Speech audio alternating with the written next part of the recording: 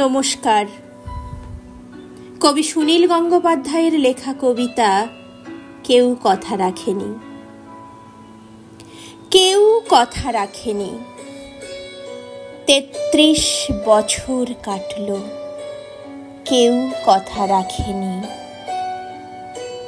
ছেলেবেলায় এক বষ্টুমি তার আগমনী গান হঠাৎ থামিয়ে বলেছিল, শুক্লা দ্বাদশীর দিন অন্তরাটুকু শুনিয়ে যাবে। তারপর কত চন্দ্রভুক অমাবস্যা চলে গেল, কিন্তু সেই বষ্টুমি আর এলো না। ২৫ বছর প্রতীক্ষায় আছি। মামাবাড়ির মাঝি নাদের আলী বলেছিল, বড় হও দাদা ঠাকুর, তোমাকে আমি ৩ প্রহরের বিল দেখাতে নিয়ে যাব, যেখানে পদ্ম ফুলের মাথায় সাপ আর ভ্রমর খেলা করে। নাদের আলী, আমি আর কত বড় হব? আমার মাথা এই ঘরের ছাদ ফুঁড়ে আকাশ স্পর্শ করলে তারপর তুমি আমায় ৩ প্রহরের বিল দেখাবে? একটাও রয়েল গুলি কিনতে পারিনি কখনো।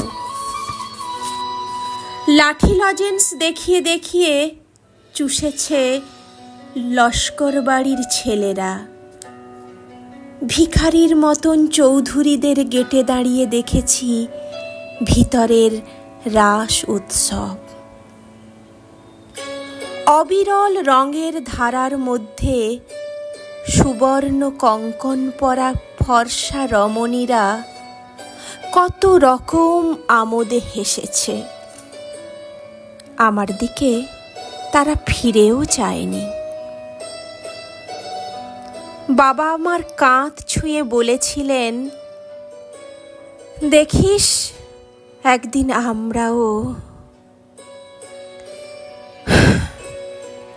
বাবা এখন অন্ধ, আমাদের দেখা হয়নি কিছুই। সেই রয়েল গুলি, সেই লাঠি লজেন্স, সেই রাস উৎসব আমায় কেউ ফিরিয়ে দেবে না।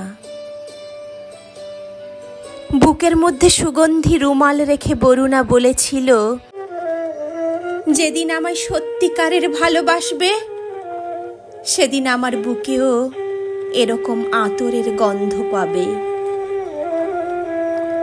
ভালোবাসার জন্য আমি হাতের মুঠোয় প্রাণ নিয়েছি।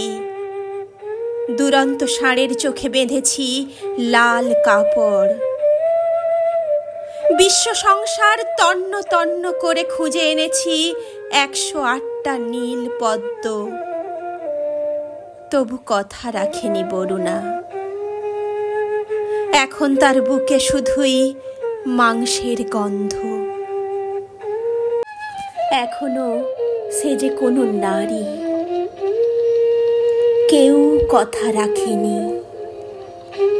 ৩৩ বছর কাটল, কেউ কথা রাখে না। ধন্যবাদ।